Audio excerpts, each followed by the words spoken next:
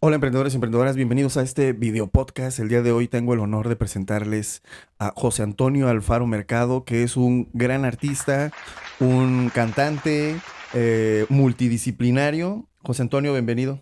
Muchas gracias, Pablo. Un gran gusto para mí estar aquí y te agradezco la oportunidad de estar en comunicación con la gran sociedad que ahora podemos hablar de que es global. Y hay un tema que es la masonería, que todavía sigue siendo muy enigmático. Veníamos ahorita en el camino, aquí al estudio, platicando de que todavía que hay tanta información, que hay tantas cosas en el internet. Todavía es muy enigmático. Cuéntanos cómo te convertiste o cómo se convierte alguien en masón. Yo pasé eso, pero este es tu programa. Cuéntanos cuántos años tenías, qué fue lo que te atrajo, cosas como más de cuando eras profano y cómo fue ese proceso de iniciación para ti. Eso es, no cabe duda que el multiverso, a través de los universos locales, nos deparan experiencias que pareciera que están contempladas de antemano porque el multiverso es fractálico y lo es en todos los aspectos, inclusive hasta lo intangible también. ¿Por qué? Porque las coincidencias no son tales, sino son causalidades.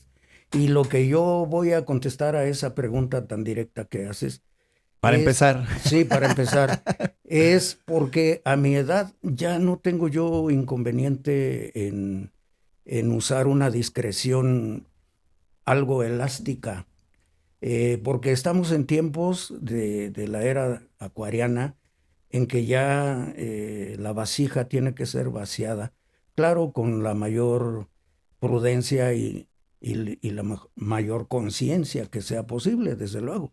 Y yo voy a acudir, como siempre, a mi método, que es el de la verdad, cueste lo que cueste. Entonces, no hay nada más poderoso que la verdad y por eso es la que voy a usar. Muy ¿Cómo bien. fue? Pues resulta que yo hice ¿Cuántos una, años tenías me cuando te parece que iniciaste? 32, 32. Ok. ¿sí? Entonces aconteció que llevamos a cabo una exhibición de mis pinturas Ajá. en el Museo Regional Michoacano Ujú. de Morelia, Michoacán, México. Y bueno, en esa ocasión fue en coordinación con la Escuela Gnóstica de Estudios de Antropología y Ciencias, AC. Y ahí fue donde acudieron los que después supe que eran francmasones. Y bueno, pues espero que no les vaya a incomodar si digo sus nombres o quizá me Pues los sí, reserve. si quieres el nombre sin apellido, Sí, sí, para que, pues sí, hay muchos Mauricios, hay sí, muchos Pablos, cierto, hay muchos cierto, José Antonio. Si quieres, cierto. para mantener a discreción su... Sobre todo cuando se Ajá, trata de otras personas, ajá, ¿verdad? Sí, sobre todo para no faltar al respeto, como dices Sí, tú. para no herir ninguna susceptibilidad ni nada, ¿no? Y sobre todo, pues porque sí se estila, pues en la francmasonería la discreción, ¿verdad? Ujú. Bueno, pues un Miguel estuvo ahí presente y le impactó el que yo haya pintado tantos cuadros de carácter iniciático y yo, pues sin saberlo, yo he pintado como por intuición, como por algo que me es insuflado, pues, de lo de arriba, como a todos los Como artistas. inspiración, Sí, sí. es tu Y, inspiración. ajá, y entonces empezó a frecuentar la galería. Siguió yendo en los días siguientes a la inauguración. Después se presentó otro llamado Carlos Ujú. y, y llegó el día en que, pues, me invitaron. Así me citaron para conversar conmigo y pues obviamente yo acepté. A ver, tú eres un gran artista, tienes tu presentación, llegan estos personajes que son miembros de la francmasonería y te dicen, oye, ¿te gustaría estar en la masonería? ¿O te hablaron primero de la masonería? ¿O tú No, les no, dijiste, no, no, no. Ellos pensaron que yo ya pertenecía por el simbolismo que utilicé en las pinturas. Y entonces por ahí pues hizo algunos movimientos que ya después supe que eran parte del bagaje masónico, ¿verdad? Ya cuando tuve acceso a ello y entonces ya me expliqué por qué hacía ciertos movimientos el personaje y cuando vio que yo no daba respuesta a ello, pues bueno, ya decidieron invitarme. Y eso es muy importante, ¿no? Porque aunque tú sabías o tú tenías esa inspiración de pintar, pues, inspiraciones iniciáticas o masónicas, hubo un método de reconocimiento de ellos hacia tu persona y dijeron, pues no, no es. Ajá, Ok, así se dieron cuenta. desde ahí es algo muy masónico, ¿no? Los métodos de reconocimiento. Por supuesto. Y ya una vez que te dicen, que te invitan, ¿tú qué sabías de la masonería? ¿Tú ya habías leído? Antes, pues el auge del internet es muy reciente, digamos las últimas 2 décadas. ¿Cómo te informaste? ¿Había un libro que te dieron? No, ¿Cuál era el contenido? yo decidí no informarme, ni desconfiar, ni nada de nada. Yo consideré una gran alternativa para conocer otras dimensiones del ser humano, para saber más allá de lo común. Y por lo tanto yo acepté, decidí tomar el, entre comillas, riesgo, ¿verdad? Y el día que me fue señalado para presentarme y que me celebraran la iniciación, pues ese día tuve una experiencia muy curiosa que no tengo inconveniente en hablar de ello, sobre todo porque al principio dije que la verdad es importante. Entonces Adelante. yo no estoy aquí para mentir, Pablo, yo no nací para eso, nací para mencionar todas las verdades que sean posibles y sin importarme qué piense la gente de mí, como nunca me importó tampoco. Y menos ahora a estas alturas de mi... Característico, gente similar a nosotros, ¿no? Pues sí, pues sí.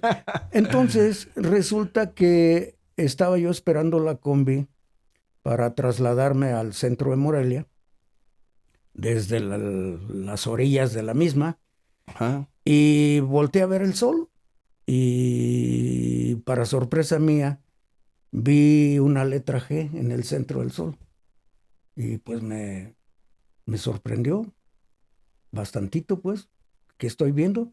Y luego aparecen 3 puntos en triángulo en el sol. Y dije, pero si voy rumbo a esta invitación que me formularon, ¿tendrá que ver algo esto? Desde ahí iba místico, ¿no? Más Sí, esotérico. sí. Me dirigí a Santa María de Guido, movido no sé por qué, y resulta que en todo el trayecto fui encontrando elementos que ya después en la noche eran exactamente las facetas, los símbolos, los elementos que se usan en la iniciación. Es decir, yo los fui viviendo en un trayecto que hice, como si fuera guiado. Desde antes de llegar a tu Sí, desde ceremonia. antes de llegar a la ceremonia. De tal manera que cuando llegué a la ceremonia y que empezó a desarrollarse todo, pues yo tuve el detalle de ir mencionando lo que había vivido en el trayecto. Y por lo tanto, pues empecé a notar que se sorprendían. Aparte de eso, observaron a la hora de firmar yo unos documentos, se sorprendieron de ver que yo ya tenía los 3 puntos característicos de los francmasones. Yo ya los tenía desde mucho antes en ¿Por mi qué? firma. ¿Para ti qué significaba? ¿O tú ya habías escuchado hablar de, sabes No, que los masones firman con 3 puntos? no, nada, Bueno, no todos los masones, pero... no, nada, nada al respecto, Tú salvo... empezaste a practicar tu firma Y le y... puse 3 puntos en triángulo y hasta la fecha creo, pues que ha de haber sido por eso, que ya tenía yo algún nexo, quizá por alguna vida pasada, podríamos decir, como ahora se estila decir, ¿no? Ujú. ¿Verdad? Alguna reencarnación o X, ¿no? Bueno, el caso es que por haberlo visto en el sol y tenerlo en mi firma y haberles comentado, pues eso les llamó la atención. Así comenzó mi carrera y ahí duré 30 y tantos años. Es en Stonehenge. No, No te iniciaste en en... distintas ¿Pero en dónde logias. fue tu iniciación? Fue en Stonehenge número 4, fue mi madre logia, Nuestra madre logia, ¿no? nuestra madre logia. Orgullosamente. Stonehenge número 4. Esta logia formó la muy respetable Gran Logia en conjunto con otras, la muy respetable Gran Logia José María Morelos y Pavón. En el año 1974, si no me falla la memoria. Me parece que sí, algo ¿Sí? así. Y cuéntanos tus cuadros, por ejemplo, quienes puedan venir aquí al centro de la ciudad de Morelia, tienes un mural en la Cámara de Comercio. Sí, en la Cámara de ¿Qué Comercio. simboliza? Ahorita por aquí les va a salir Eso es. a gente que nos están viendo. ¿Qué simboliza tu mural? ¿Hace qué año lo pintaste? ¿Quién te invitó? A ver, estuve en Estados Unidos en el 91 y allá pinté para el Museo de Bellingham, Washington. Para celebrar el primer siglo del museo, a mí me tocó teñir fotomurales a mano. Y se puede decir que les salvé en ese renglón la celebración del siglo porque habían ido pintores norteamericanos y no lograron teñir de manera que el efecto resultase como si fueran fotografías a color. Ajá. Porque se trataba de que las fotografías parecieran que desde el principio fueron tomadas a color del siglo pasado.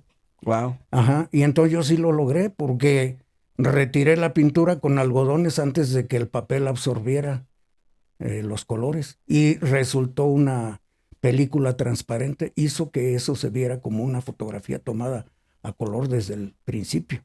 Y entonces me contrataron y teñí 9 u 8 fotomurales para ese museo.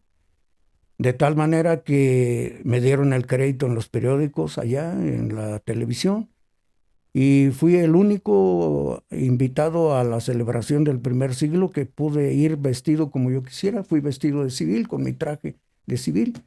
Y mi pareja en aquella ocasión me acompañó pues con un vestido largo. Y todos los demás iban vestidos de sombrero y de, ¿cómo se llama? De bastón, vestidos como el siglo pasado. Ok. Y las mujeres con su sombrilla, sus vestidos de aquella época. Y todos vestidos así, menos yo. Entonces, pero sabían que yo había sido el pintor que hice aquella importante parte para celebrar el primer siglo del museo de Bellingham, Washington. Entonces, regreso a Morelia y curiosamente me contratan para celebrar con un mural el primer siglo de la fundación de la Cámara de Comercio y Turismo de Morelia. El primer siglo, de venir de Washington al primer siglo y ahora acá el primer siglo. Ajá, curiosamente me tocó allá lo de un siglo y acá lo del siglo también, para lo de la Cámara de Comercio. Y es ese que señalabas, ese es el mural que pinté, pero no es todo. Lo interesante de este mural es que ahí se ve una serpiente y a lo largo de su cuerpo dice, hacia una economía terminal feliz. Ajá. Con eso doy a entender que la economía que hemos estado viviendo, que es desastrosa y desigual, se va a terminar. Como así está aconteciendo el cambio, y se espera que así sea con la presidencia de Donald Trump, que se van a hacer muchos cambios, porque la economía va a tener un gran salto cuántico, podríamos decir. Entonces, ahí en ese mural, que resultó profético en ese sentido, de que iba incluso a haber una moneda nueva. ¿Qué año fue, perdón, hermano? No me acuerdo, el año no sé si se alcanza a ver por ahí, en los créditos. Híjole, no alcanzo a distinguir, ¿eh? Ajá. Ahorita lo investigamos. Muy bien, entonces, bueno, pues es lo curioso de las causalidades a las que yo me refería, ¿sí? Y tú me comentabas que estabas viendo ahí como el nacimiento de una nueva moneda también, que es... Sí, obviamente que sí, como ha sucedido con muchos de mis cuadros. Por ejemplo, pinté un cuadro de las tarascas oscuras, cuando todavía no existían las que están ahora. Ajá. Y entonces acudí con un dentista para que me hiciera un trabajo dental y pagué con ese cuadro, me lo aceptó un amigo mío. Y a los pocos meses, como a los 2 meses, me llamó por teléfono, ¿ya pasaste por Villalongín? No, le dijo, pasa y vienes conmigo. Y pasé y que voy viendo las tarascas que yo había pintado en un cuadro y que fue con el que le pagué el servicio dental. Wow. Y llegué con él y me dijo, ni creas que te lo voy a devolver o que te lo voy a vender. Resultó profético tu cuadro, ya están ahí las tarascas negras, oscuras, pues. Y así sucesivamente, por ahí va a salir un cuadro también que está en Pasos Perdidos de la muy respetable Gran Logia, José María Morelos y Pavón. Sí, sí sé cuál, de cuál. Bueno, en ese cuadro hay un ángel y un reptiliano influyendo sobre un pintor cavernícola. Ajá. cuando nadie hablaba de reptilianos. ¿Qué año era? Ha de haber sido como en el 80 y ¿qué? Como el 81, más o menos, cuando yo pinté ese cuadro. Y entonces nadie hablaba de No, reptilianos. los Y ahí está. reptilianos ya se hicieron famosos del 2000 para acá, ¿no? Y es cuando Sí, empezaron con esa corriente, exacto. de conspiración, ¿no? Sí. Y cuéntanos un poco, este cuadro pues también va a aparecer aquí en medio, ahorita ustedes lo van a ver. Cuéntanos un poco cuál fue tu inspiración, por qué hay un ángel. Fíjate, ni lo estoy viendo y me acuerdo bien, o sea, que hay me imagino, homínido, un Homo erectus, Sí, que un está pintando un cavernícola, sí. cavernícola y está teniendo como cierta inspiración tanto de un ángel como de un ángel bíblico, por así decirlo, del judio-cristianismo, Ajá. y un reptil. Un Le reptiliano. están, le están dando como algo en su mente.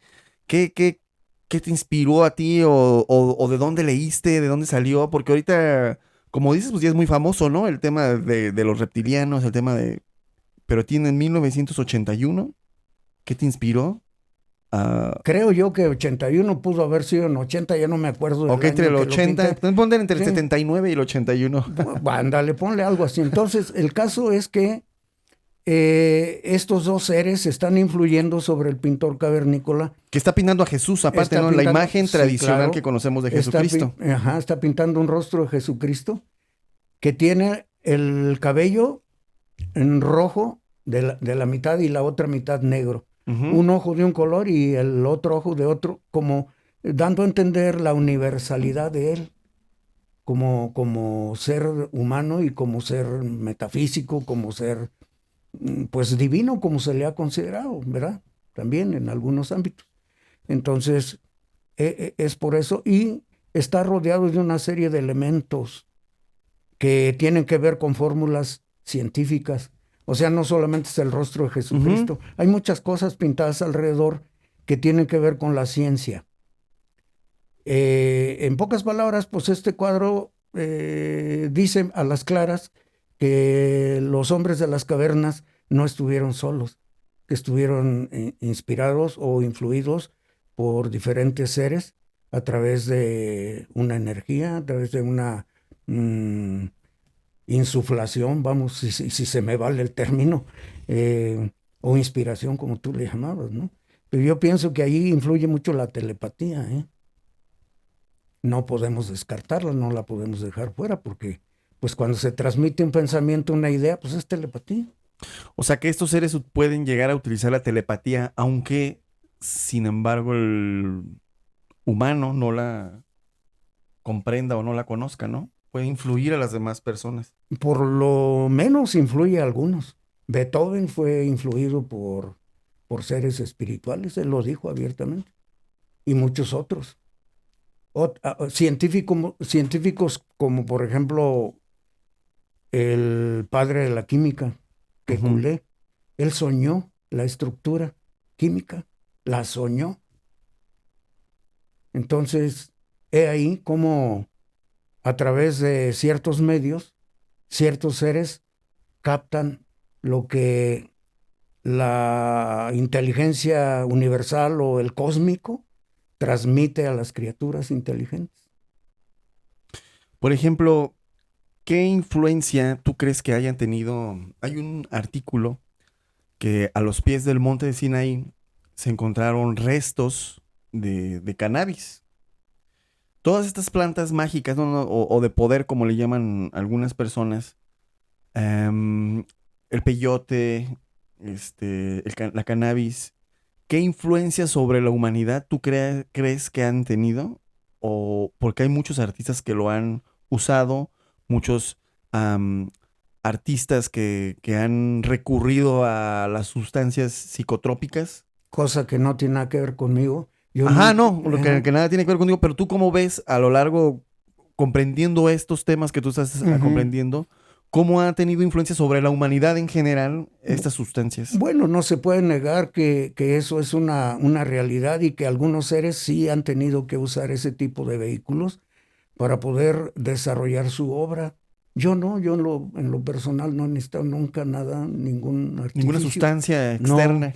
No, afortunadamente, y digo afortunadamente porque pues considero que como que es más naturalito, ¿no? Más genuino Ajá. que yo haya recibido ese don, ese regalo para practicar el arte y la cultura en sí, porque pues, también la cultura es un arte. Por ejemplo, la fiesta taurina, que ahorita está por algunos defendiéndola y por algunos otros mal vista, ¿cómo fue que tú entraste a ese mundo también? Ahí viene Ahí viene. otro relato curioso que no tiene nada de común. Resulta que yo tuve un sueño en el que daba vuelta al ruedo en una corrida nocturna, vestido de luces, un traje negro y oro, pero con otro físico. Y le platico a mi mamá el sueño. Y mi mamá dijo, ¿eso que soñaste? Te voy a llevar a verlo. Y me llevó a la Plaza de Toros. Yo jamás había visto un traje de luces, ni los toros de Lidia, ni nada que tenga que ver con la fiesta brava. Y me impresionó mucho ver que mi sueño estaba siendo escenificado en cierto modo. Lo que yo soñé estaba siendo escenificado por otras personas. Ese sueño tú se lo comentaste a tu A mamá. mi mamá, sí. Mamá, soñé. Sí, siendo yo entre niño y adolescente. Ok. Y cuando ya pasaron los años y fui a ver la película Palomo Linares, salí de ahí muy motivado, muy impactado. Y por ahí, por la calle esa del Cine Morelia, a la siguiente cuadra, me dije, yo voy a ser torero. Y lo decidí. Y resulta que ahí viene otro detalle extraordinario. ¿Por qué? Pues porque pedí la oportunidad para debutar como novillero sin haber entrenado jamás. Es un caso único en el mundo. Jamás tuve en mis manos un capote, una muleta, una espada. Y me dio la oportunidad el entonces empresario y también novillero Rogelio Contreras, apodado El Charro. Él tenía un hotel frente a aquella central camionera. Y bueno, pues él dijo, ¿estás loco o qué? Y el que me acompañaba abogó por mí.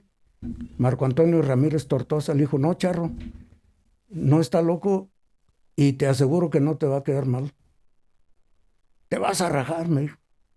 Y él contestó, mi amigo antes que yo, dijo, no, no se va a rajar, Charro. Yo lo conozco y no se va a rajar. Bueno, dijo, conste. Y me anunciaron. Y debuté en el rancho El Charro vestido de luces, con un vestido verde limón y oro que me prestó José Luis Padilla, el seminarista, gran amigo mío y autor de las tarascas de las que hablé hace rato. Ya. Él es el autor de esas tarascas nuevas Ujú. y él me prestó el traje por intervención del sacerdote Francisco Sánchez. Le pidió que de favor que me lo prestara y me lo O sea, ¿tú prestó. eres amigo del sacerdote también? Es que ese sacerdote me bautizó. Ah, wow. Desde entonces nos conocíamos, entre comillas, porque pues yo era un bebé, Ajá. pero pues de todas maneras, como oficiaba en la colonia donde yo vivía y donde yo nací, pues no éramos ya conocidos pues con él. Sí, Llegaba, pues eres de su congregación. pues un Sí. tiempo fui parte de su congregación.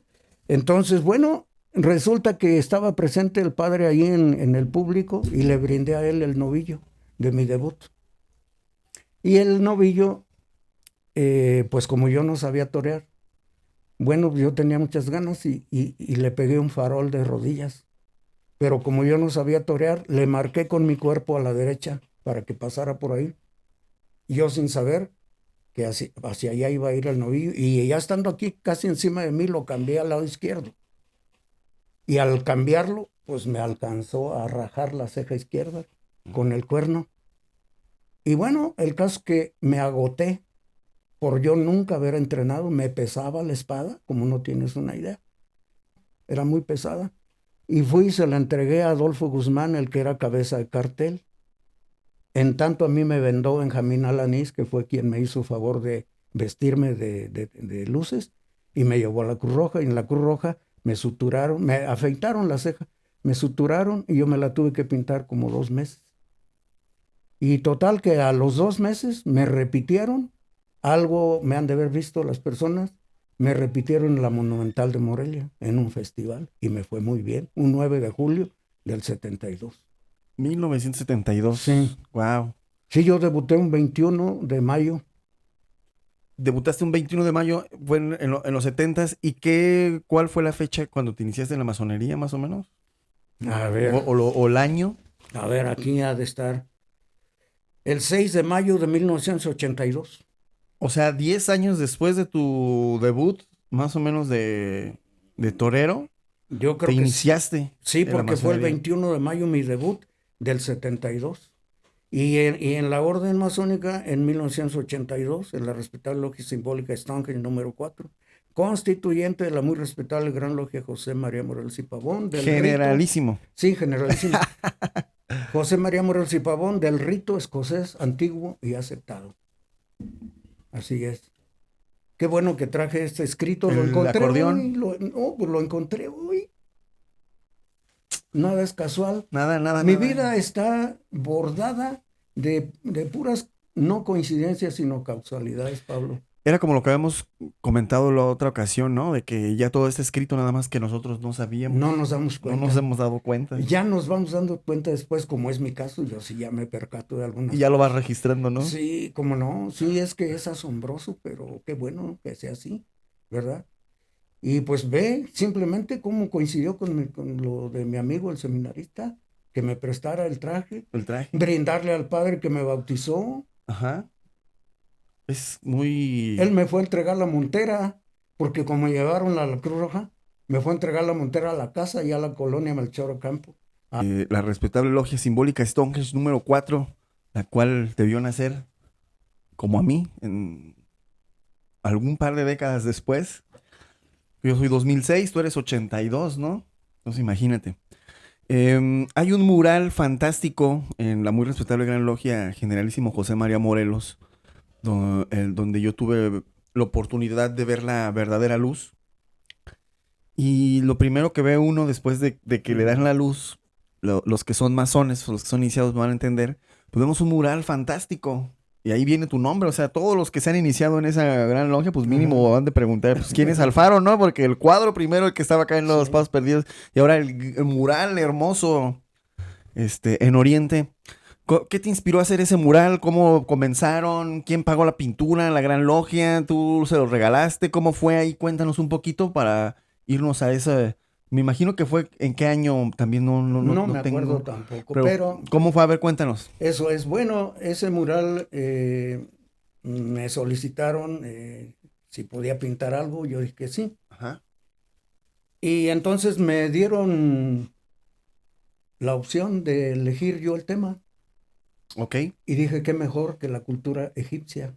Ujú. ¿Por qué razón? Dije, voy a partir del hecho de que Keops, el faraón Keops, fue el primero en llamar logias azules, a las logias que seguimos llamándole así, que son las de aprendiz, compañero y maestro. Sí, la famosa masonería simbólica o masonería azul, ¿no? O masonería azul. Entonces, Keops, el faraón, fue el primero en nombrar así las logias.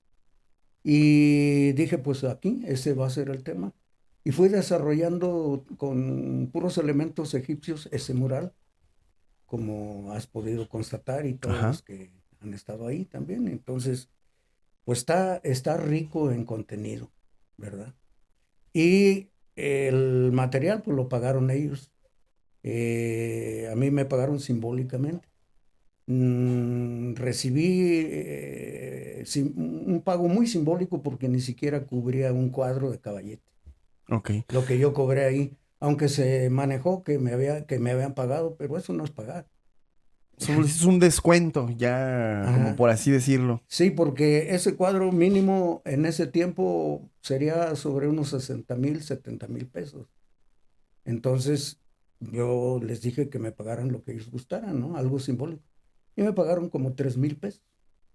Ok, ni siquiera lo que vendría siendo el 10% del valor comercial, por así decirlo, del valor comercial. Sí. Y no es ninguna queja ni nada, es que me estás preguntando. No, y Sí. aparte, si quieres quejarte, pues también, ¿qué No, tiene? no, no. No pasa nada. No, porque yo fui Ajá. quien les dijo que me pagaran lo que ellos quisieran. Y sigue muy bien el mural, ¿eh? Sigue, fui hace un año más o Ujú. menos. ¿Y tú le has ido a dar mantenimiento o es tan, No ha llegado ese momento todavía. El día que me digan, yo con gusto o sea, es voy. tan buena la pintura y la técnica que usaste Es que ahí se óleo. conserva? Es óleo. Lo que pasa es que está a resguardo, no le da el sol, Ajá. no le da el aire, La luz no le da no le da más casi que la la luz. artificial, ¿no? Sí. Entonces, por eso se conserva, pero si a mí me Wow. dicen que yo vaya a repintarlo, a restaurarlo, yo con todo gusto. No hay Órale. ningún problema. Muy ¿Eh? bien. Y fíjate que entre tantas cosas que has hecho, querido hermano, le digo querido hermano, es la forma en que nos decimos los masones que nos apreciamos, y yo aprecio mucho a Alfaro. Hiciste una carta a Donald Trump, y Donald Trump ahorita está de moda. ¿Cómo fue? Aquí traes el libro, hay un libro. Ahorita, aparte de que aquí lo vamos a ver físicamente, vamos a sacarlo por aquí está, ahí se ve perfectamente. Ajá. Carta a Trump. ¿Qué año lo escribiste? ¿Por qué lo escribiste? ¿Por qué Trump? ¿Y por qué ahora en pleno 2025 Trump, todo el planeta Tierra, todo el planeta Tierra está hablando de Donald Trump? Y tú traes tu libro que le escribiste, ¿qué año? Bueno, de nuevo llegó de pronto la idea, por lo cual los que están muy metidos en esto del asunto de Trump me dicen que fui canalizado para escribir este libro, porque de buenas a primeras le dije a mi hijo Rodrigo Alfaro Ramírez, le dije voy a escribir un libro acerca de Trump. Y él de momento como que dijo, ¿cómo? Pero a ver, ¿qué año era cuando dijiste eso? Bueno, ¿Ya era candidato a presidente la primera vez? ¿O ya era presidente o era antes? en 2017 escribí este libro. Justo, él entró en 2016, En ¿no? 2017, a ver, aquí está la fecha, aquí está, porque eso de las fechas siempre. Aquí dice Morelia, Michoacán, México, a 17 de febrero del 2017. Señor presidente Donald John Trump, mi nombre es José Antonio Alfaro Mercado. Lo saludo en ocasión de ejercer mi derecho universal a expresarme, lo que también es un deber dictado por la conciencia. Le escribo no para insultarlo, sino para manifestarle algunas cosas de fondo por este ultra eficaz medio de Internet, puesto que yo pensaba, Lanzar el libro digitalmente. pues bueno, voy a leer la contracarátula. Y dice así, José Antonio Alfaro Mercado nació en Morelia, Michoacán, México, el 13 de junio de 1949. Después de múltiples actividades en el ámbito artístico-cultural, en lo nacional e internacional, y participado como escritor invitado e ilustrador de algunos libros, además de corrector, tiene al fin el gozo de ver salir a la luz su primer libro, Carta a Trump. Y dice así, esta carta libro es un portal que conduce a los laberintos de la memoria colectiva, condensada en un monólogo ante un presidente Donald John Trump virtual.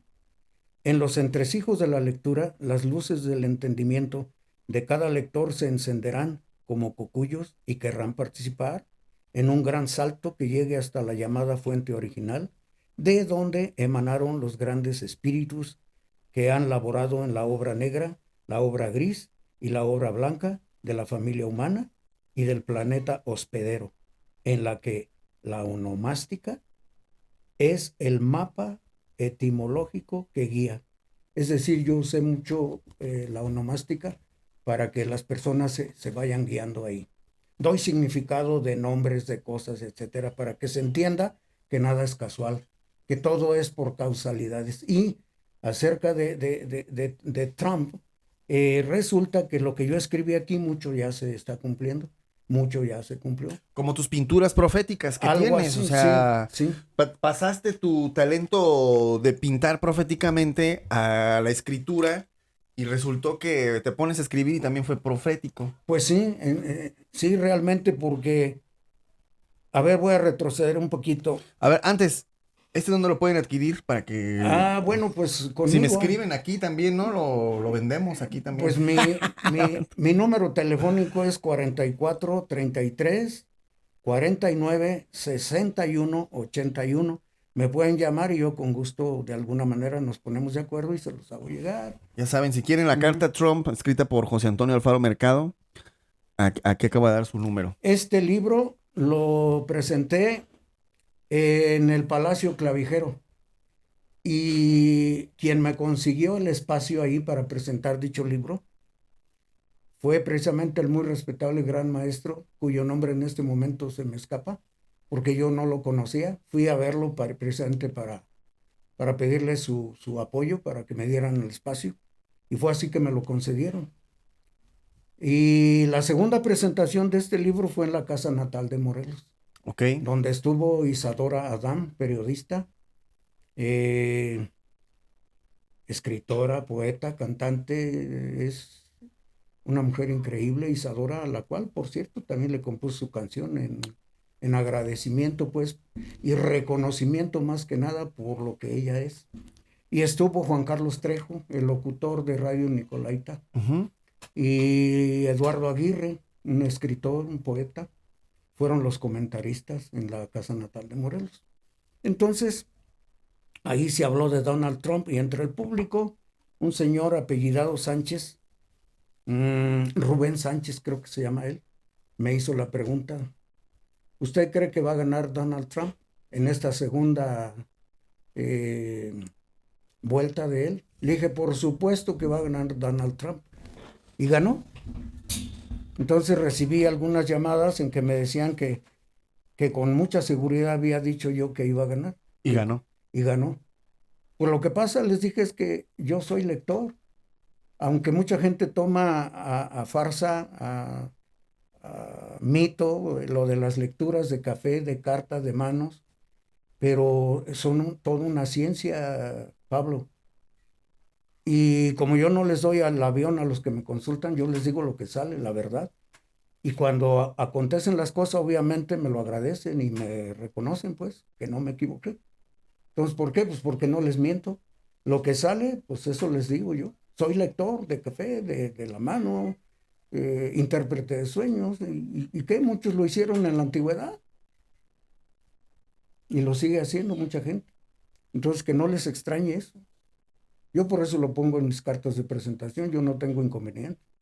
Que digan de mí lo que quieran, pues yo de todas maneras tengo mucha gente que ha comprobado que mis lecturas son certeras. No invento nada. Proféticas. Casi se puede decir, pues siento que es un atrevimiento, ¿verdad? Pero se aproxima por lo menos a lo profético. El apellido Mercado es un apellido judío sefardí, ¿no? Creo que sí, Sí. sí. A lo mejor sí puede ser por ahí un profeta, ¿no? Es que Pariente bíblico. Oh, y aquí entre estas cosas que traes ahorita está un corazón muy bonito también. Aparte pues de tu firma, qué a ver, nos... esta ilustración para esta revista Omega, yo pinté ese corazón y me pidieron que escribiera un artículo y lo hice, aquí lo traigo. ¿Puedo darle lectura? Sí, claro, claro, dale, dale, dale. Es que me parece interesante para que la gente se entere de cosas que ni se imaginan algunos, ¿eh? Tú dale. A ver, la importancia y el simbolismo del corazón por José Antonio Alfaro Mercado. Y dice así, el corazón, órgano central y vital del cuerpo humano, con su sístole-diástole, que es contraer y relajar, nos murmura muchas cosas. En la India, el corazón se considera como la cámara donde están los contactos con Brahman, personificación del absoluto. Para los antiguos griegos, por un tiempo el corazón fue la sede de la emotividad, de la intuición, de la sabiduría, pero principalmente del amor. El Islam dice que el corazón es la residencia de la contemplación y de la sabiduría, y que está envuelto en varias capas de colores que solo son visibles con la excitación. Para los egipcios, el corazón era el recinto de las fuerzas de la vida, de la voluntad y del espíritu. Por eso se dejaba en el interior de las momias acompañado de un escarabeo, que es la figura de un escarabajo, para que el corazón no diese a conocer las malas obras del fallecido, dado su natural apego a la verdad. A partir de la Edad Media han proliferado los corazones en las artes, corazones de María, de su Hijo Jesucristo, de santas y santos, sea con llamas, espinas o atravesados por lanzas, espadas, dagas, flechas, etc. Cupido atraviesa corazones con sus saetas, con puntas de oro para enamorar y con puntas de plomo para sembrar el odio. Todavía en nuestro país el corazón representa el amor y la amistad. Verbigracia es el 14 de febrero, el día de San Valentín, y de la muerte trascendente del monje tibetano Milarepa, cuyo espíritu al elevarse produjo una lluvia de rosas.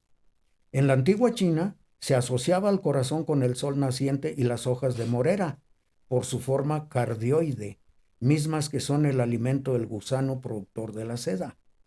Hay pinturas budistas sobre estas hojas.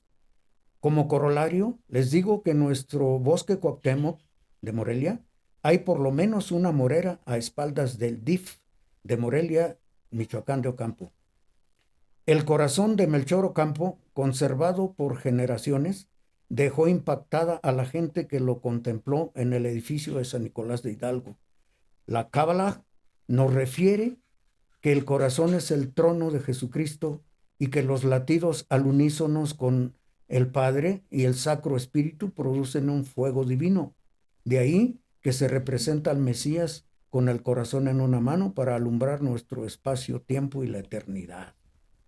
Tal es la interpretación esotérica. Una de las tres principales líneas de la palma de la mano es la del corazón, que arranca de entre los dedos de Saturno y de Júpiter para extenderse hasta debajo del dedo de Mercurio, que es el meñique, en cuyo monte asoman las o la línea del matrimonio, mismo que solo con amor se justifica y alcanza el ideal vitalicio. El corazón es un órgano involuntario en sus funciones y es el único con músculos estriados debido a su violento bombeo.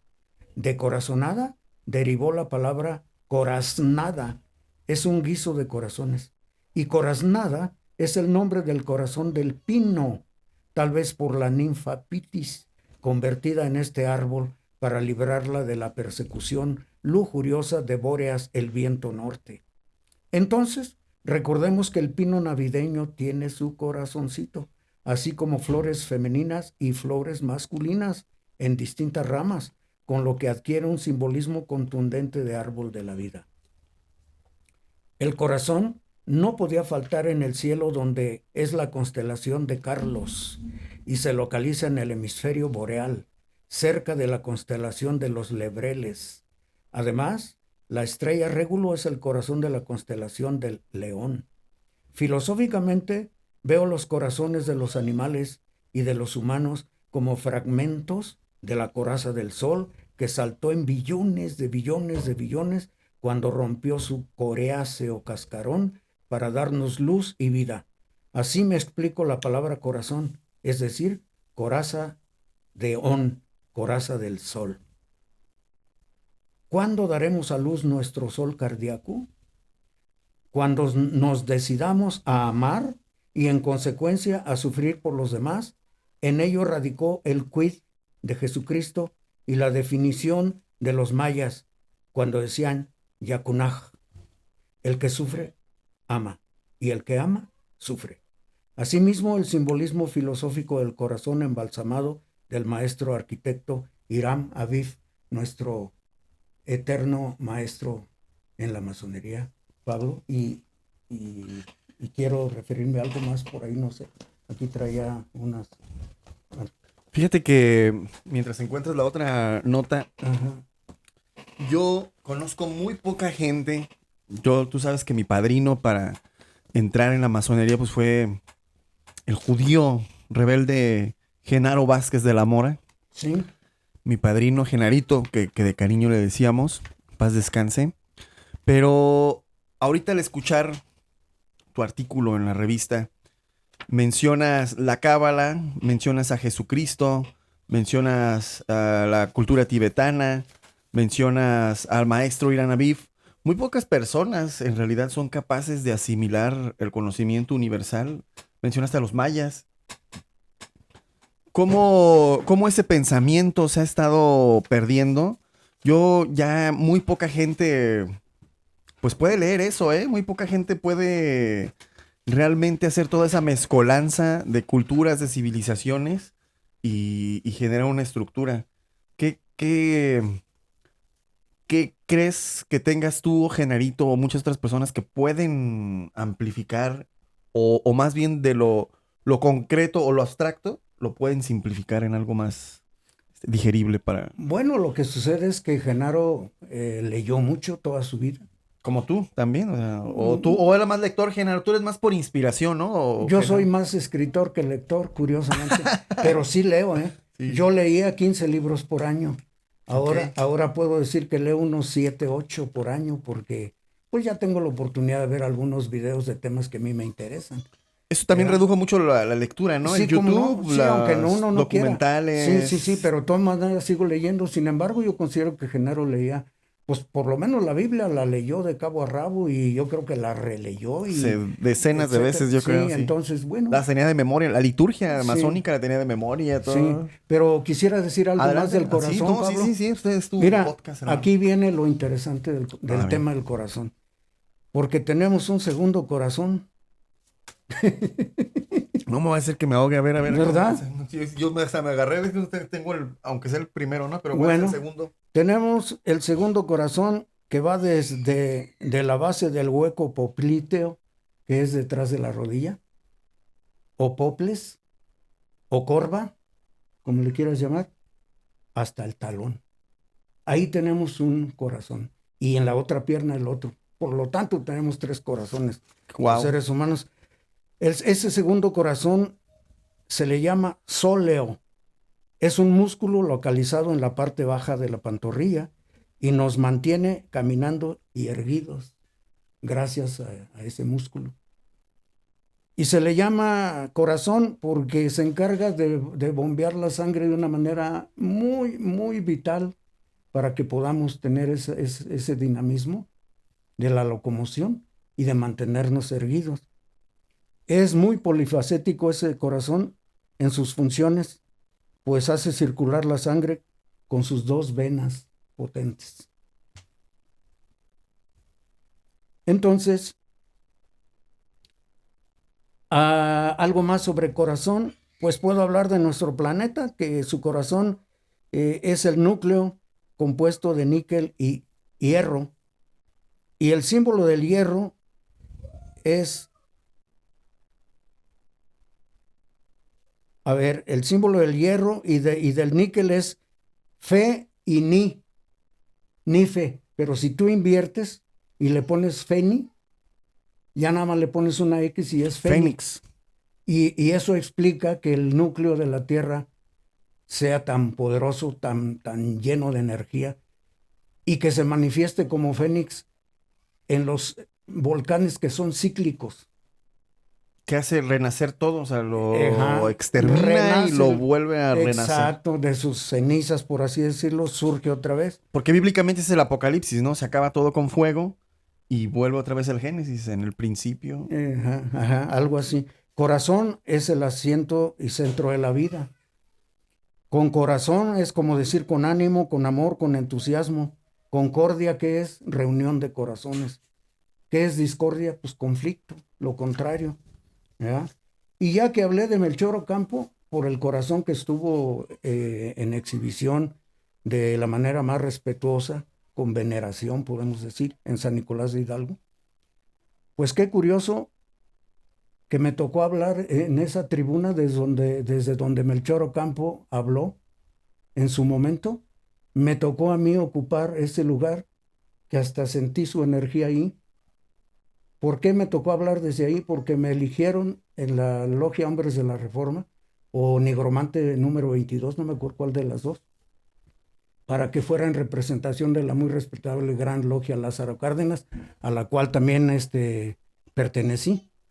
Y bueno, esa ocasión participé desde la tribuna donde Melchor Ocampo habló. Y para mí fue una experiencia muy bonita, muy bella, muy emotiva. ¿Qué fue el tema que hablaste ahí? Hablé de la masonería, porque la reunión fue para eso, gente que estuvo presente, pues era gente de la orden. La masonería, vamos a hablar un poquito más de el tema de la masonería, porque está las teorías de la conspiración que Ujú, circulan en redes sociales, ujú. pero tú y yo conocemos muy bien la masonería. ¿Por qué ha perdido ese prestigio? Porque ahorita ya ha llegado al punto de muchos hermanos hasta ridiculizar la orden, de que no se lo han tomado en serio. No quiero generalizar, pero casi que podría.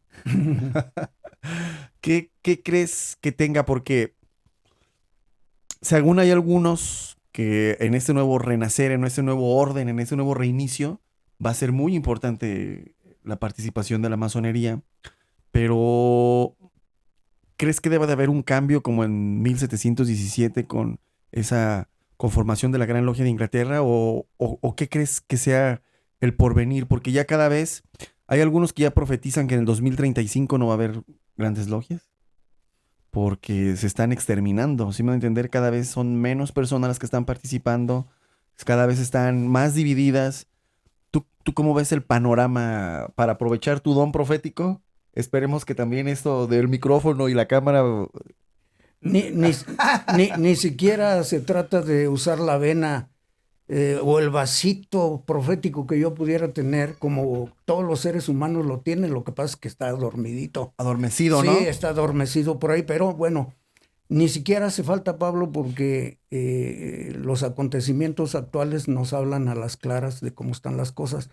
Y lo que te puedo decir es que mientras exista la Gran Logia Blanca, esos seres que son de verdad iniciados y que cumplen con los más sagrados y altos deberes de un ser humano, usando las regiones cerebrales que el común de la gente no usa.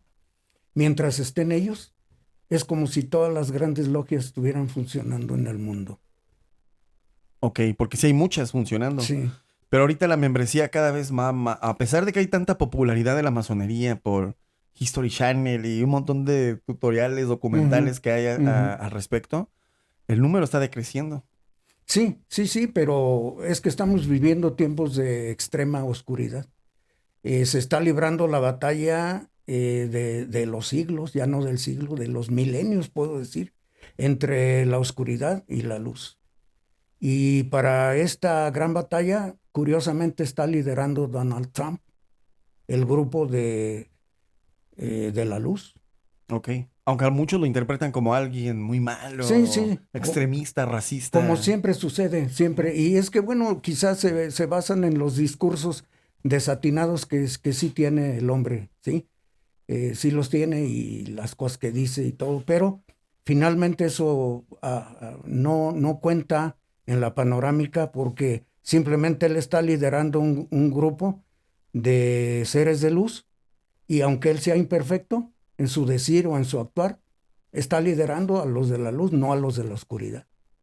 Hablando, Alfaro, de un tema de que Donald Trump está encabezando esta lucha y sí se ve como que el mundo está dividido, ¿no? En dos bandos. Si Donald Trump, desde tu interpretación cuasi profética, lidera este bando de la luz, ¿quién lidera el otro bando? ¿Quiénes son el otro bando? Tú tienes, nos podrías. Pues los oscuros de siempre, los que manejaron los bancos, eh, la farmacéutica, los alimentos, la educación, etcétera, todo de manera artera y traidora hacia el género humano, hacia la creación. Mm, se puede decir de muchas maneras, pero bueno, yo lo digo de esa, ¿sí? Entonces, ya sabemos quiénes fueron esos banqueros, los nombres son harto conocidos, etcétera, etcétera. Pero pues seguramente que también tienen esbirros y que tienen muchos aliados, en fin, ¿verdad? Pero pues llegó el tiempo de que lo que se dijo en la Biblia, lo que se soslayó en la Biblia en cuanto a alienígenas, estamos en el tiempo en que ya está abierto el tema. Y ahorita más bien el que no cree en alienígenas es el que pudiera tacharse pues de torpe o de A corta ver, visión. antes de irnos con los alienígenas, que ahorita vamos a hablar de todo, porque aquí se habla de todo. Donald Trump es muy amigo de Bibi, de Benjamin Netanyahu, el primer ministro israelí. Eh, Donald Trump siempre ha estado a favor del moderno Estado de Israel. De hecho, hay una calle con su nombre, una medalla con su nombre en Israel. Traslada la embajada a Jerusalén, que todos los judíos del mundo la consideramos la capital eterna de Israel. ¿Tú cómo ves este conflicto que se dio? Porque hay mucha información y sé que es un poco delicado porque pues es un tema muy sensible que tiene que ver con la guerra. Y decimos muy sensible porque está mediatizado, ¿sí me voy a entender? Porque si comparas la guerra en el Medio Oriente, la guerra declarada entre el Estado de Israel y un grupo de terroristas, según los datos de los mismos terroristas, van 40,000 muertos, 50,000, ponle, a datos manipulados. Pero en la guerra no declarada o en la guerra no dicha que estamos viviendo, por ejemplo, en nuestro país, es como simplemente el sexenio pasado hubieran sido como con la cantidad de muertes como 3, 4 guerras en el Medio Oriente. Por ejemplo, esta más reciente en la Franja de Gaza. ¿Qué opinas de estos acontecimientos, estas guerras eh, simuladas como la que vivimos aquí, pero muy reales, con muchísimos más muertos que las guerras en el Medio Oriente? Y particularmente esto del Estado de Israel, porque ya hablaste de judíos, hablaste de Jesucristo, hablaste de la Cábala. ¿También el Estado de Israel está cumpliendo una función profética? ¿O tú cómo interpretas esto? Me gustaría muchísimo escuchar tu Nin- interpretación. Ningún ser humano, del rango que sea, del ámbito que quieras, se escapa a los efectos del multiverso que siempre se manifestará a través de ese dualismo extremo como es la luz y la oscuridad. Por lo tanto, tanto la oscuridad como la luz siempre tendrá adeptos. Y si tiene adeptos y además heredan esa ideología a los suyos y continúan por milenios, como ha estado sucediendo con países que son enemigos desde hace miles de años, entonces, pues esto no va a parar y que no nos extrañe. Todo lo que acontezca es parte de un gran fenómeno que podemos llamar simple y sencillamente vida y muerte. No podemos hablar de muerte sin hablar de vida y viceversa. Y eso acontece en el ruedo a la hora de que el torero torea al toro. Es la única práctica humana en que se escenifica y se refleja la gran verdad del universo, la vida y la muerte. ¿Por qué en el ruedo? ¿Por qué a través de la tauromaquia? Porque tanto puede morir el torero como puede morir el toro, O los dos. o los dos. Entonces, esa práctica que han querido anularla, eliminarla, ha sido por ignorancia. Porque si no fuera por la tauromaquia, se hubiera extinguido el toro de Lidia. Y además, el toro de Lidia, para que lo vaya sabiendo la gente, tiene que ser picado porque por su fiereza, por su casta, por su bravura. Si no se le hace sangrar un poco, se acalambran y ya no pueden dar juego. Un toro de Lidia puede tener como 40 litros de sangre y al picársele perderá por lo mucho unos 4 litros, lo cual viene a ser nada para tal cantidad. El toro de lidia genera durante la lidia, durante la interacción con el torero, genera su propia anestesia, genera betamorfinas, de tal manera que no sufre el dolor que la gente cree. Y no solo eso, genera también endorfinas que le hacen disfrutar de la lucha. Y eso Ok. lo saben los veterinarios. Me extraña que no lo digan, que no entren en defensa de la verdad, porque no se trata de entrar en defensa de los toreros y que otros entren en defensa de los animalistas, no, de la verdad. Aquí lo que hace falta es poner en la mesa la verdad de las cosas, para que la gente entienda. Y por ejemplo, Alfaro, dentro de estos movimientos nuevos que se están dando, precisamente los que están a favor de que se prohíba el tema de la tauromaquia, vienen dentro de esta nueva cultura progresista, que vienen acompañados también pues el tema de la LGBT, de los derechos de las mujeres, todo este movimiento progresista global o que muchos asumen como de izquierda. ¿Tú de dónde crees que venga todo esto? ¿Viene sí del reclamo a los derechos humanos? ¿O muchas son ideologías implantadas? ¿Tú cómo ves que se avecina? ¿O por qué hay tantas cosas que tú dices es que te están poniendo a favor de una cosa o de otra y no estás buscando lo que es la verdad, ¿no? Nuevamente Ajá. voy a eso. Es que lo que hace falta es acudir a la verdad. Y la verdad es informarse, documentarse, para saber qué es lo que se está haciendo y qué es lo que, por lo que se está protestando o por qué se está defendiendo, ¿verdad? Algo que ni siquiera debiera necesitar que alguien defendiera la tauromaquia, se defiende por sí misma, por su antigüedad y porque grandes personajes científicos y grandes pensadores han estado a favor de la tauromaquia y han sido aficionados. Muchísima gente en el mundo de la más calificada cultura están y han estado y estarán a favor de la tauromaquia porque la conocen, porque se han acercado a ella, porque se han documentado. ¿Crees ¿Ya? que se extinga? No, porque si se extingue la tauromaquia, así como dijeron los indígenas norteamericanos, si se extingue el búfalo, se extingue la humanidad.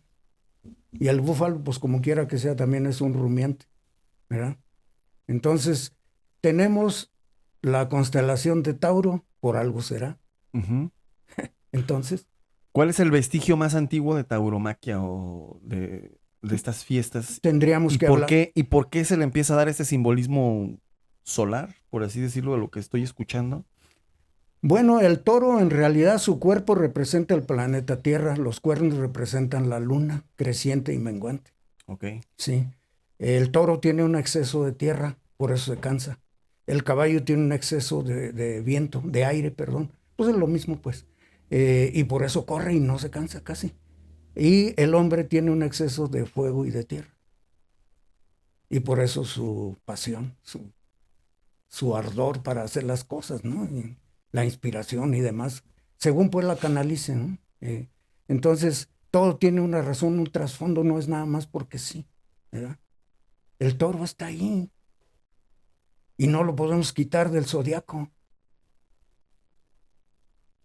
Efectivamente. La ignorancia es la madre de todos los males. Y si hay una madre, hay un padre. ¿Cuál es el padre de los males? El fanatismo. ¿Por qué los animalistas no se documentan? ¿Por qué no se acercan? Y el fanatismo y la ignorancia, pues son dos de los enemigos clave de la francmasonería. Así es, son nuestros peores enemigos, así es. Sí, la ignorancia y el fanatismo, Sí, que es de lo que se ha librado muchos pueblos, ¿no? A partir de la masonería, desde la separación de la iglesia y el Estado y muchísimas cosas que se dieron a partir de esos momentos. La masonería ha estado presente en la humanidad. así es. Bueno, vamos a hablar de un masón ilustre, que aunque algunos quieren negarlo, pero no es así, es obvio que fue Miguel Hidalgo y Costilla. Miguel Hidalgo. Y Él ganaría toros bravos en un lugar que perteneció en aquel tiempo a Michoacán y ahora parte de Guanajuato. Él tuvo ahí una ganadería de toros bravos, el lugar se llamaba, creo, Jaripeo, el cura Hidalgo. el cura Hidalgo, y fue juez de Plaza de Toros en San Luis Potosí. Asimismo toreaba Ignacio Allende y me parece que también Mariano Matamoros. Mariano Matamoros. ¿Sí? Entonces, y la lista es inmensa si empiezo a hablar de artistas que han sido toreros. Pero voy a hablar de algo, un personaje muy querido, Gabilondo Soler. Ok. Él Cri también, cri. él también vistió de luces, Ok. aunque fue poco, pero de todas maneras. ¿eh?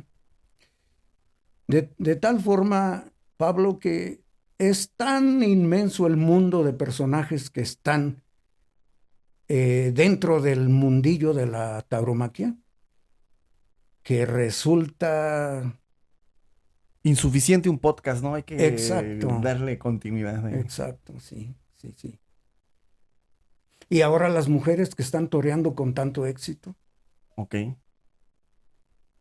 El tema, por ejemplo, de la mujer en la masonería, pues es un debate, ¿no? De si debería de existir la masonería femenil, debería existir la masonería mixta. ¿Cómo ves el tema de la participación de las mujeres en la masonería? Te contesto como aquellos que se han opuesto a que se elabore junto con las mujeres en la logia. Les he dicho, no concibo un paraíso sin Eva. Y con eso ya Ya no no, tienen argumento. no, ya no, ya no.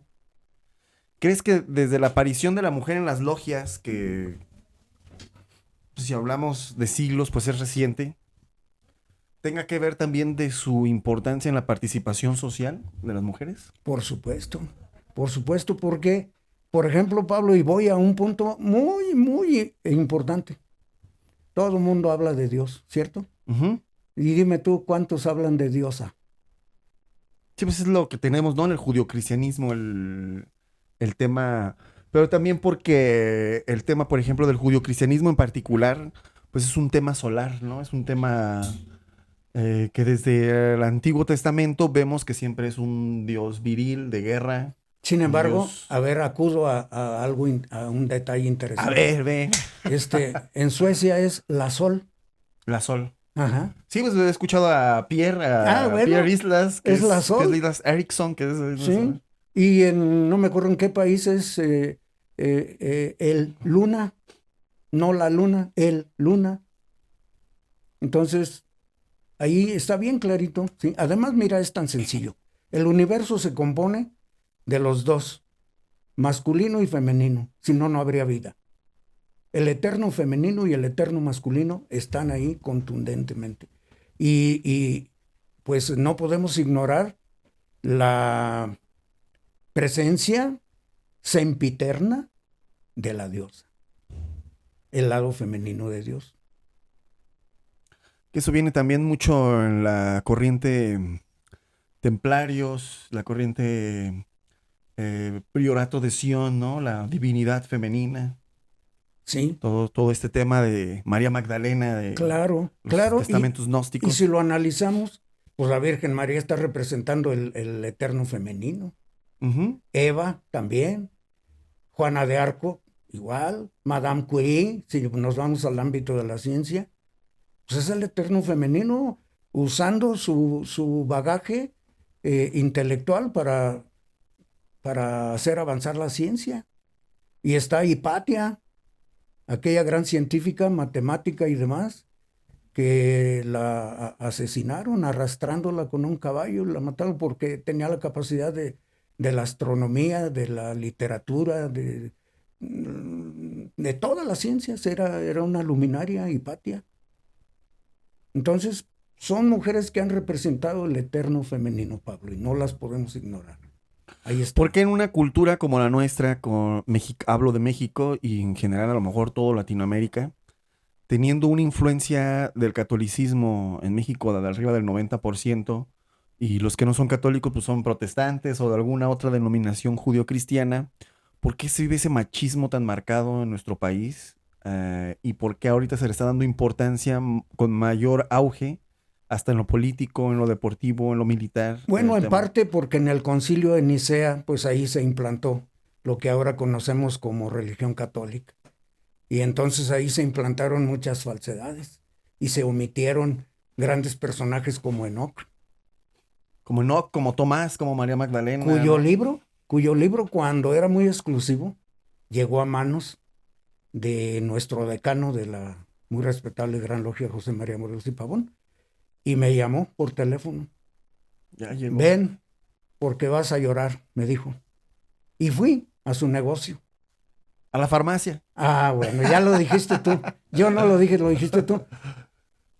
Y pone en mis manos el libro de Enoch. Dijo, el grupo de la ciencia del futuro es el único que tiene este libro, pero te llamé para que lo abras y veas lo que hay ahí. Y lo abrí y empecé a hojearlo y me empezaron a rodar las lágrimas. Porque días antes de saber de la existencia de ese libro, yo le había mostrado a este personaje de la farmacia, le había mostrado mis dibujos, idénticos al del libro de Enoch, cuya edición era reciente y exclusiva.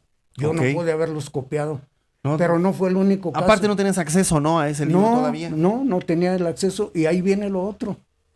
Él mismo me llamó por teléfono en otra ocasión. Antonio, ven, te tengo una sorpresa. Y fui. Y la misma gata, por así decirlo. Una edición reciente del Principito. Y empecé a ojearlo. Y también le había mostrado mis dibujos tiempo antes. Y venían idénticos los dibujos. Él no me dejará mentir, porque él va a escuchar probablemente esta entrevista y ojalá y se anime a que recobremos la época de oro que tuvimos, Pablo. A ver, cuéntanos más de esa época de oro. ¿Por qué de oro? ¿Por qué? Porque había más verdad que ahora en la José María Morelos y Pavón. Había mucha más verdad. Llegamos a tener tenidas desde como las 8 de la noche hasta como las 5 de la mañana. Tenidas, para quienes no sepan, es el nombre que le damos los masones a nuestras reuniones asiduas. Y se le dice tenida porque tienes que dar para poder recibir. Ten y da. ¿Verdad? Entonces el universo te da mucho y si tú le das a cambio una correspondencia, pues te va a dar más. ¿Qué ha pasado conmigo yo sin merecer tantos regalos que me ha dado? Pues yo los he usado y los he puesto en práctica. Ahí están los murales, aquí está el libro, aquí están las revistas. Los escritos. Muchas cosas. Entonces, yo soy hechos.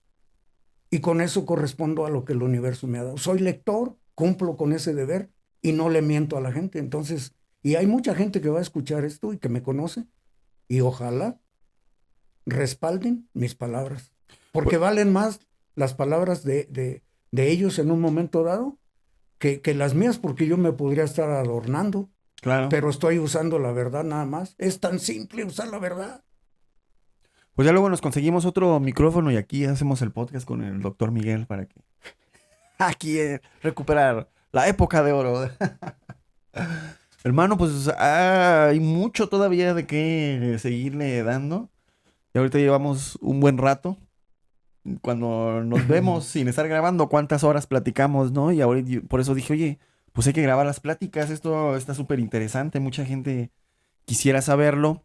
Y pues te agradezco que estemos aquí el día de hoy. Yo creo que vamos a hacer una segunda emisión. Ojalá que la segunda edición que se haga, Pablo, sea sobre los alienígenas.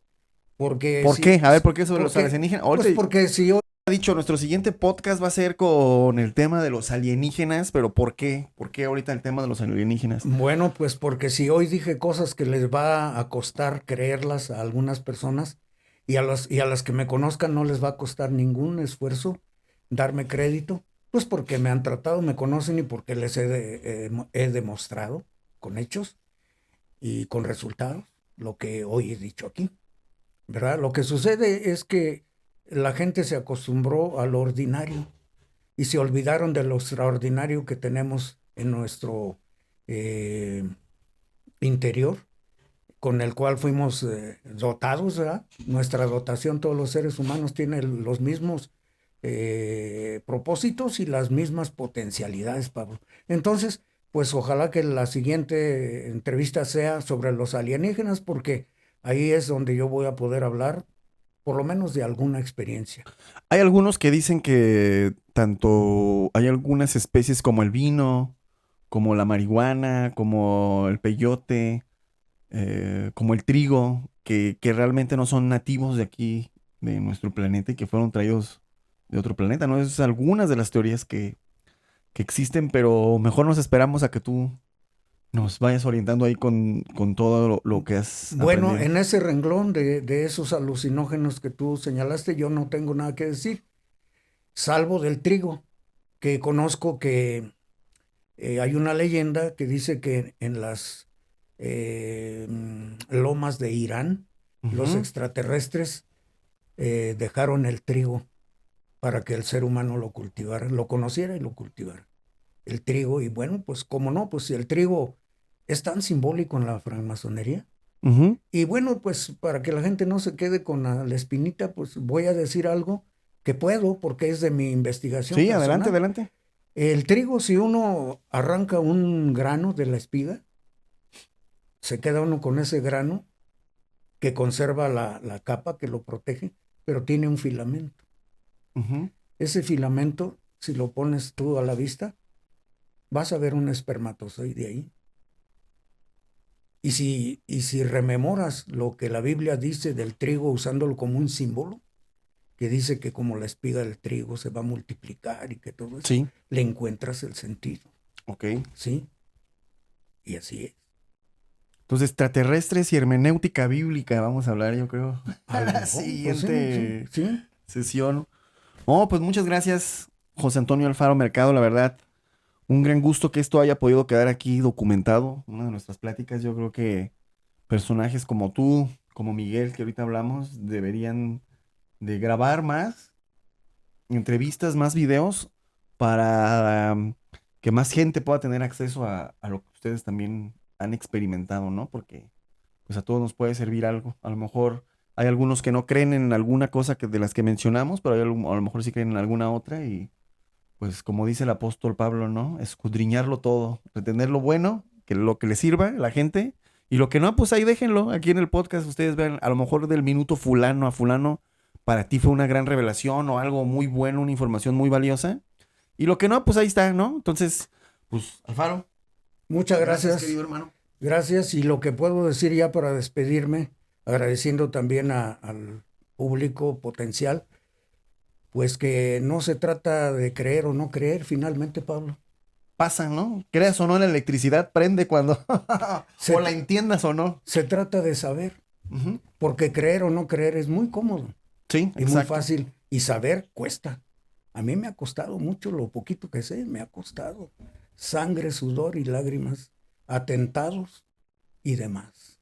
Que no se lo pierdan en la En otros próxima. tiempos, ya afortunadamente eso ya Ya pasó, pasó.